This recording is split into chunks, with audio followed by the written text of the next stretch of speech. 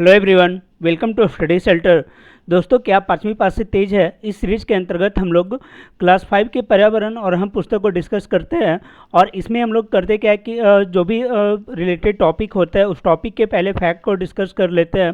उसके बाद उससे रिलेटेड जो एमसीक्यू एग्जाम में पूछे जा सकते हैं या पूछे गए हैं उनको हम लोग अच्छी तरीके से एक्सप्लेन करते हुए डिस्कस करते हैं।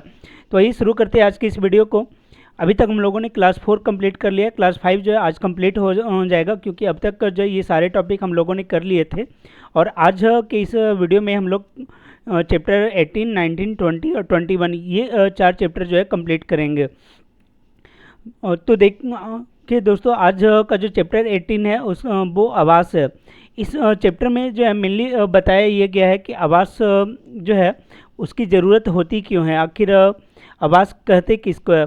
तो मनुष्य जहाँ पे जो मनुष्य या जीव जहाँ पे जिस परिवेश में रहता है उस परिवेश को ही उसका आवास कहते हैं।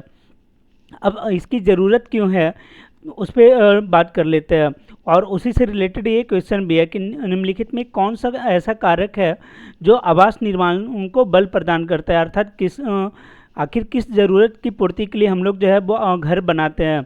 ऑप्शन है पर्यावरणीय स्थितियों से निपटने के लिए, जीव जंतु एवं अन्य कारकों से सुरक्षा के लिए, अच्छी जीवन शैली निर्वहन के लिए, या उपरोक्त सभी। तो इसका सही आंसर हो जाएगा उपरोक्त सभी।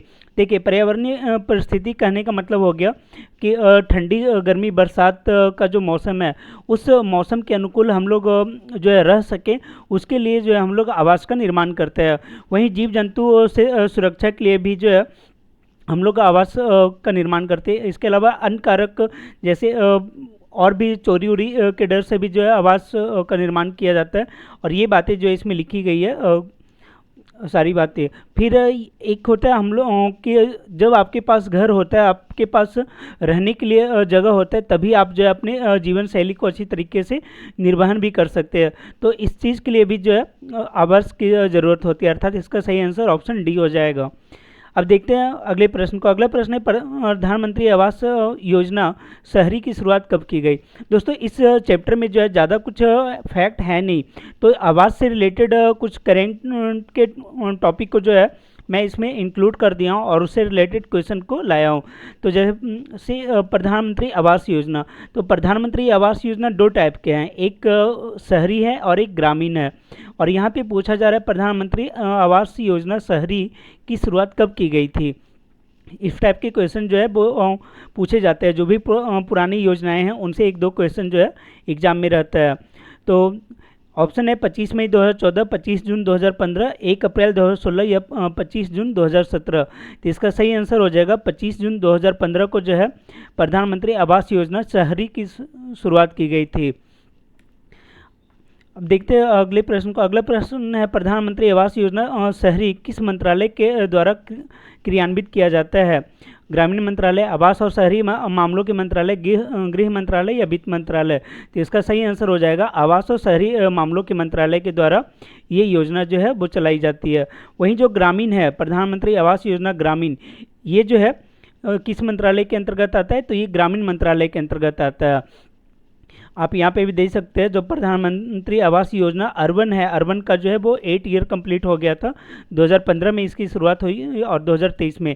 और इसमें जो टारगेट रखा गया था वो 2022 रखा गया था कि सबके लिए जो है वो पक्का मकान बनाया जाएगा, लेकिन वो जो है पूरा नहीं हो पाया और अभी ये एक्सटेंड हो गया। और इसके अलावा एक और फैक्ट ये है कि ये जो प्रधानमंत्री आवास योजना ग्रामीण है इसकी जो शुरुआत है ये हुई थी 1 अप्रैल 2016 को। ये बाद में शुरू हुआ, क्यों? क्योंकि जो पहले से योजना चली आ रही थी इंदिरा गांधी आवास योजना, उस योजना को जो है इसमें मर्ज कर दिया गया था 1 अप्रैल 2016 को। और उस टाइम से ही जो है उस योजना का नाम हो गया प्रधानमंत्री आवास योजना ग्रामीण। तो ये आप ध्यान रखिएगा। तो इस चैप्टर में इतना ही था, और ज़्यादा इस चैप्टर में कुछ था नहीं डिस्कशन के लिए। देखते हैं अगले एक्सरसाइज को। अगला जो एक्सरसाइज है वो है अध्याय 19 तरह तरह के व्यवसाय।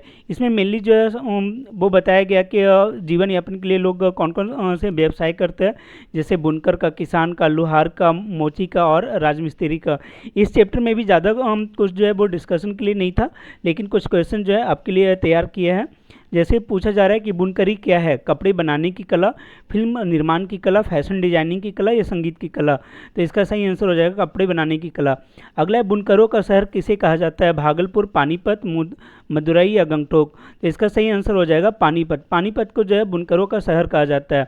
वहीं जो हमारा भागलपुर है, भागलपुर को जो है वो सिल्क सिटी बोला जाता है, सिल्क सिटी बोला जाता है भागलपुर को। ठीक है, और यहाँ पे कौन सा सिल्क फेमस है, तो एक सिल्क होता है तसर, तसर सिल्क के लिए जो है वो भागलपुर जाना जाता है। वहीं अगर बात करें मदुरई की, तो मदुरई को जो है वो जाना जाता है मंदिरों के लिए। यहाँ पे एक फेमस मंदिर है मीनाक्षी मंदिर, मीनाक्षी मंदिर के लिए ये फेमस है। इसके अलावा ये साड़ी के लिए भी फेमस है मदुरई, ये कपड़ा का भी जो है एक अच्छा हब माना जाता है। यहाँ पे सूती साड़ी भी जो है वो फेमस है। इसके बाद बात करते हैं, अगला प्रश्न है कि राष्ट्रीय हथकरघा विकास निगम लिमिटेड NHDC क्या करता है। ऑप्शन है ग्रामीण क्षेत्रों में बुनकरी को बढ़ावा देना, फैशन डिजाइनिंग की शिक्षा प्रदान करना, राष्ट्रीय हस्तशिल्प को प्रशस्ति और पहचान प्रदान करना, और अगला है वस्त्र उद्योग को प्रोत्साहित करना। तो इसका सही आंसर हो जाएगा भारतीय हस्तशिल्प को प्रशस्ति और पहचान प्रदान करना। जो भी हस्तकरघा से जुड़े हुए बुनकर हैं और जो भी हस्तशिल्प से जुड़े हुए व्यवसायी, उनको जो है ये क्या करता है कि उनके स्किल को डेवलप करने के साथ साथ जो है उन्हें एक अलग पहचान दिलाने का भी काम करता है। और इसका जो हेडक्वार्टर है वो आपका न्यू दिल्ली में है, ये भी ध्यान रखना है। हेडक्वार्टर कहाँ है, तो न्यू दिल्ली में इसका हेडक्वार्टर है। अगला है उस्ताद योजना कब शुरू की गई थी। ऑप्शन है 2014, 2015, 2018 या 2021। तो इसका सही आंसर हो जाएगा 2015। 2015 में जो है वो उस्ताद योजना शुरू की गई थी। और देख सकते हैं इसका जो फुल फॉर्म होता है वो होता है upgrading the skills and training in traditional arts craft for development. ये इसका एक्रोनेम, उस्ताद का एक्रोनेम ये है। और ये आप ध्यान रख सकते हैं क्योंकि इसमें इस तरीके से पूछा जा सकता है कि टी का मतलब क्या है, ट्रेनिंग और ट्रेडिशनल, ये टी का मतलब हो गया यहाँ पे। और यू का मतलब क्या है, तो अपग्रेडिंग, एस का मतलब स्किल्स, टी का मतलब ट्रेनिंग, और उसके बाद ट्रेडिशनल, उसके बाद ए का मतलब आर्ट्स या आर्ट्स है, और डी का मतलब जो है डेवलपमेंट है। तो ये आप ध्यान रखिएगा। और इस योजना की जो शुरुआत है वो वाराणसी से हुई थी 14 मई 2015 को, जब प्रधानमंत्री जो है वहाँ के दौरे पे थे तब ये शुरू की गई थी। और इस योजना को लागू कौन करता है, तो वो लागू करता है अल्पसंख्यक कार्य मंत्रालय।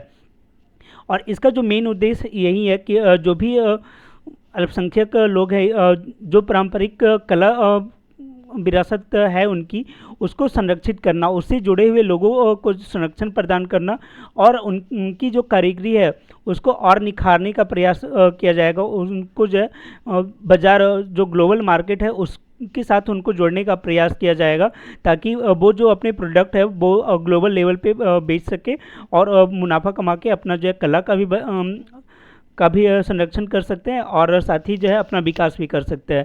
इसलिए उस्ताद योजना शुरू की गई थी।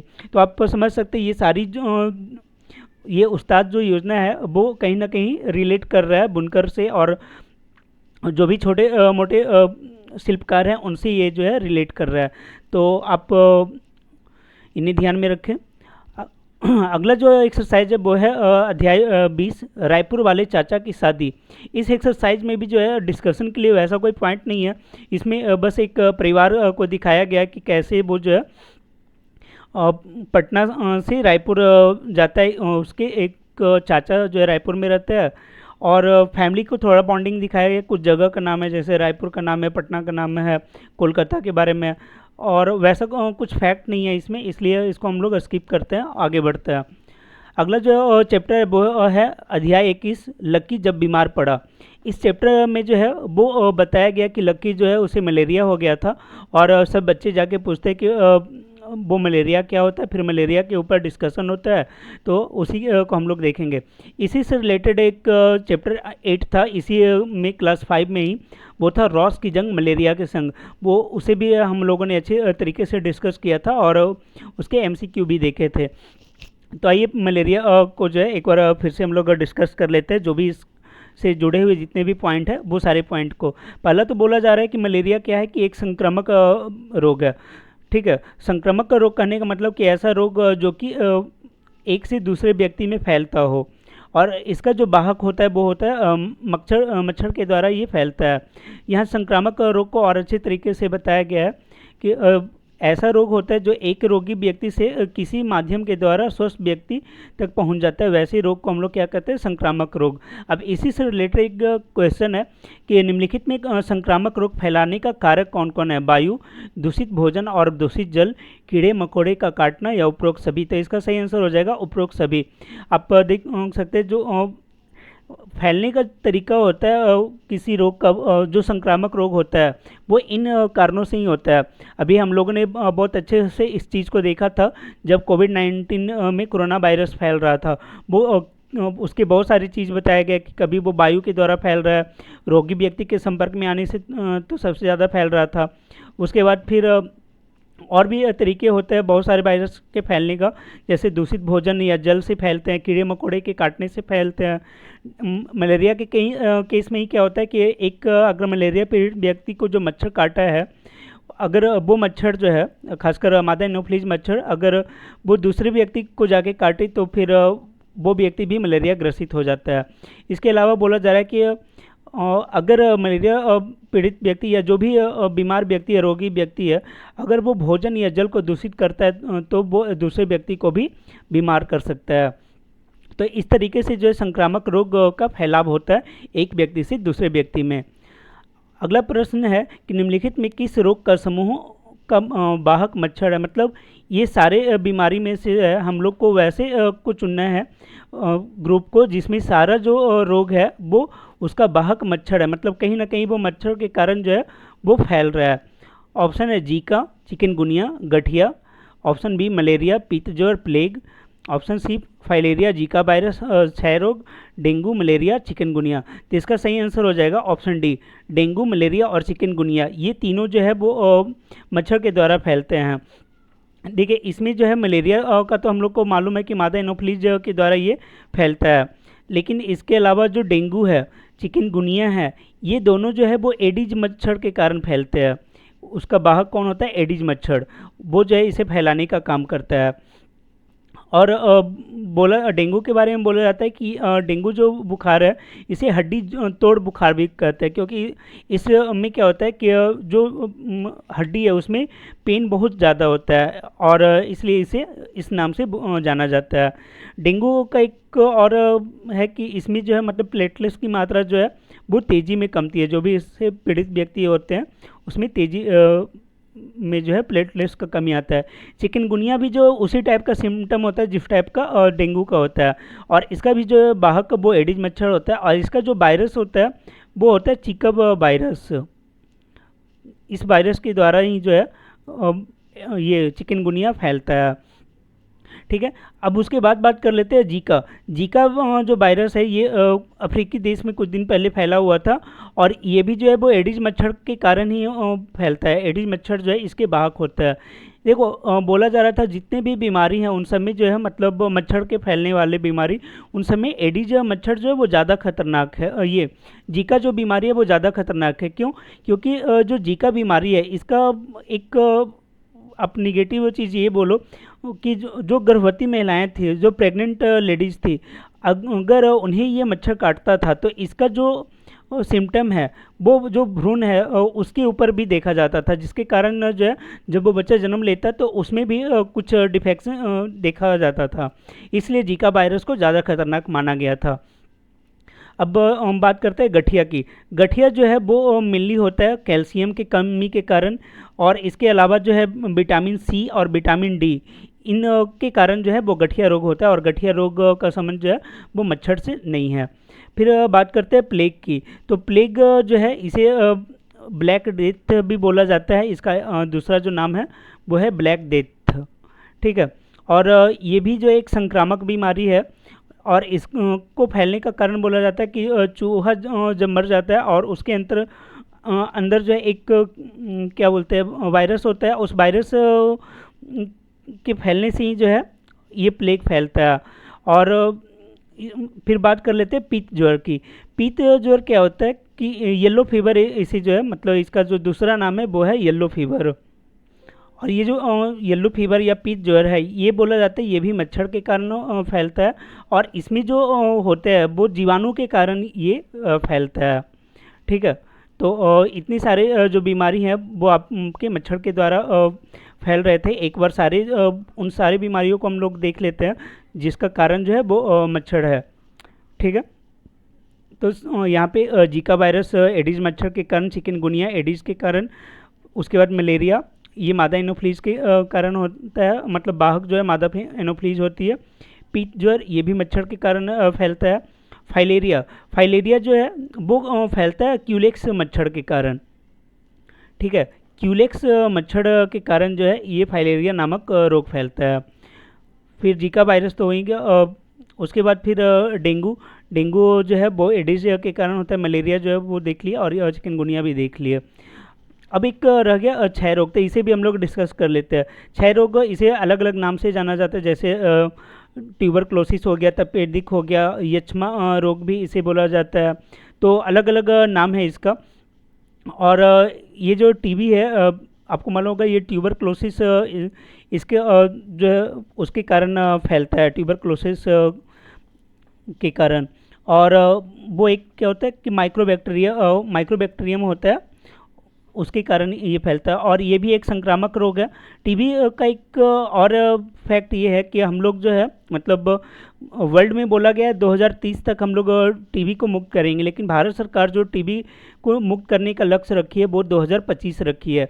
तो आप ये भी ध्यान रखिएगा कि भारत जो है कब तक जो है टीबी मुक्त होना चाहता है, 2025 तक। देखते हैं अगले प्रश्न को। आगे पूछा जा रहा है कि निम्नलिखित में कौन संक्रामक रोग नहीं है? मलेरिया, क्षय रोग, गठिया या प्लेग। तो अभी हम लोगों ने देखा गठिया जो है वो विटामिन सी, डी और कैल्शियम की कमी के कारण हो रहा था, तो ये जो है संक्रामक रोग नहीं है। फिर पूछा गया मलेरिया रोग का वाहक कौन है? नर क्यूलेक्स, मादा क्यूलेक्स, नर एनोफ्लीज या मादा एनोफ्लीज। तो मादा एनोफ्लीज जो है वो मलेरिया रोग का वाहक है, और मादा क्यूलेक्स होता है फाइलेरिया रोग का वाहक। कौन सा है? मादा क्यूलेक्स फाइलेरिया रोग का ये वाहक होता है। और ये फाइलेरिया जो रोग होता है वो कृमि के कारण होता है। ठीक। तो ये भी आप ध्यान रखिएगा, पैरासाइट के कारण जो है वो फाइलेरिया होता है, और इसे जो हाथी पाँव भी बोला जाता है। इस बीमारी को हाथी पाँव के नाम से भी जाना जाता है। ठीक है। अब बात करते हैं, अच्छा एक और यहाँ पे था गठिया। गठिया से रिलेटेड है कि 12 अक्टूबर को जो है वो वर्ल्ड एथराइटिस डे मनाया जाता है। ठीक है, 12 अक्टूबर को। और मलेरिया डे कब मनाया जाता है? कोई नहीं, इससे रिलेटेड एक क्वेश्चन आ गया, वहाँ पे हम लोग देख लेंगे। फिर मलेरिया रोग का कारक है जीवाणु, विषाणु, परजीवी या कृमि। तो इसका कारक होता है परजीवी। परजीवी के कारण ये होता है। और कौन सा परजीवी इसके लिए उत्तरदायी है, ये खोज किसने किया था? तो ये किया था चार्ल्स लुई अल्फोंस लावरेन ने। इन्होंने जो है वो खोज किया था कि मलेरिया जो है वो परजीवी के कारण फैलता है। और उस परजीवी का नाम क्या था? तो उस परजीवी का नाम जो है वो था प्लाज्मोडियम वाइवेक्स। प्लाज्मोडियम के ही 2-3 प्रकार है, उसके कारण ये फैलता है, और सबसे ज़्यादा बोला जाता है प्लाज्मोडियम वाइवेक्स के कारण जो है ये मलेरिया फैलता है। इसकी खोज किसने की थी? तो चार्ल्स लुई अल्फोंस लावरेन ने परजीवी की खोज की थी। अगला है कि ब्रिटिश वैज्ञानिक रोनाल्ड रॉस का जन्म कहाँ हुआ था? भारत, जर्मनी, इंग्लैंड या अमेरिका। तो इनका जन्म जो है वो इंडिया के में हुआ था। इंडिया में जो उत्तराखंड का जो एरिया है वहाँ पे इनका जन्म हुआ था। देखते हैं अगले प्रश्न को। अगला प्रश्न है मलेरिया के मच्छर संचरण की खोज के लिए रोनाल्ड रॉस को नोबेल पुरस्कार से कब सम्मानित किया गया? तो 1902 में किया गया था। देखो दो चीज़ है, एक है कि किसने बताया कि मच्छर के द्वारा ये फैलता है, तो वो काम किया था रोनाल्ड रॉस ने। ठीक है। और उसके लिए उनको जो 1902 में नोबेल प्राइज़ मिला। और जो बताया कि हाँ जो है ये प्लाज्मोडियम वाइवेक्स के कारण होता है, परजीवी के कारण होता है, वो थे हमारे लावरेन, चार्ल्स लुई अल्फोंस लावरेन। और इस चीज़ के लिए जो है इन्हें 1908 में नोबेल प्राइज़ मिला था लावरेन को। ये भी हम लोग याद रख सकते हैं। अगला है मलेरिया मानव के किस अंग को प्रभावित करता है? अस्थि मज्जा, तंत्रिका तंत्र, तिल्ली एवं आरबीसी या फेफड़ा। तो इसका सही आंसर हो जाएगा ऑप्शन सी, तिल्ली एवं आरबीसी। मलेरिया में क्या होता है कि ये जो है आरबीसी पे मेनली अटैक करता है, और तिल्ली को हम लोग जानते हैं स्प्लीन के नाम से। स्प्लीन या फिर इसे तिल्ली भी बोलते हैं। यहाँ पे क्या है कि जो पुराने आरबीसी होते हैं वो यहाँ पे डेट होते हैं और वहाँ पे कुछ ब्लड भी जो है स्टोरेज होता है और ये वहीं पे मलेरिया जो है वो हिट करता है। तो इसका सही आंसर मलेरिया हो जाएगा। आगे कुनैन दवा सिनकोना की छाल से प्राप्त का उपयोग किस रोग के उपचार में किया जाता है, अर्थात कुनैन दवा का उपयोग किस में किया जाता है, तो ये हो जाएगा आपका मलेरिया में किया जाता है। और ये भी पूछा जाता है सिनकोना की छाल का यूज किस में हो जाता है, तो वो भी मलेरिया के लिए किया जाता है। अब एक और क्वेश्चन है, ये आपका यूपीपीएससी में पूछा गया था, ठीक है। पूछा यह गया कि कुनैन के अतिरिक्त निम्नलिखित में कौन शाकीय औषधि मलेरिया के उपचार के लिए प्रयोग की जाती है। ऑप्शन ए आर्टीथर, क्लेसस, ल्यूटीबीट या सिनेरेरिया। इसका सही आंसर हो जाएगा आर्टीथर। आर्टीथर क्या है कि एक जो है ये एंटीपायरेटिक दवा है। मालूम है कि मलेरिया क्या है, पायराइट से होता है, तो ये जो एंटीपायरेटिक दवा है और उसका यूज किया जाता है मलेरिया के रोकथाम के लिए। अगला प्रश्न है विश्व मलेरिया दिवस कब मनाया जाता है। ऑप्शन है 25 अप्रैल, 25 जुलाई, 29 जुलाई या 28 अप्रैल। तो इसका सही आंसर हो जाएगा 25 अप्रैल। 25 अप्रैल को जो है हर वर्ष मलेरिया दिवस मनाया जाता है। और अगर बात करें ये पहली बार कब मनाया गया था, तो ये मनाया गया था 2008 में। 2008 में ये पहली बार मनाया गया था और इसकी जो मतलब इसके लिए इनिशिएटिव जो लिया था वो लिया था यूनिसेफ ने, ठीक है। यूनिसेफ के द्वारा ये मनाया जाता है। एक और होता है मलेरिया माह, ठीक है। मलेरिया माह कब मनाया जाता है, तो मलेरिया जो माह है वो मनाया जाता है जून महीने में। मलेरिया माह कब मनाया जाता है, तो जून माह को जो है वो मलेरिया माह के रूप में मनाया जाता है। और ये जो किसी एग्जाम में पूछा हुआ क्वेश्चन है। और यहाँ पे अगर बात करें 29 जुलाई की, तो 29 जुलाई को जो है वो मनाया जाता है tiger day. World tiger day जो है आपका 29 जुलाई को मनाया जाता है, ये भी आप याद रखिएगा।